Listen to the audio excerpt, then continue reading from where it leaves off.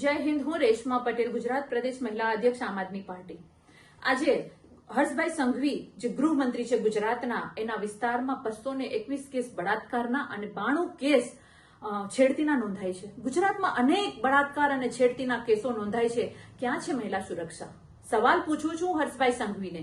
જે હર્ષભાઈ સંઘવી ભાજપ સરકારની નિષ્ફળતાને દબાવવા માટે, ભાજપ સરકારની નિષ્ફળતાને ઢાંકવા માટે મોટા અને સારા ભાષણો કરવામાં નંબર 1 ગૃહમંત્રી, આજે ગુજરાતની સુરક્ષા માટે નંબર 1 ક્યારે બનશે? મહિલાઓ, દીકરીઓની સુરક્ષા માટે નંબર 1 ક્યારે બનશે આ ગૃહ ખાતું? એ સવાલ હું પૂછી રહી છું।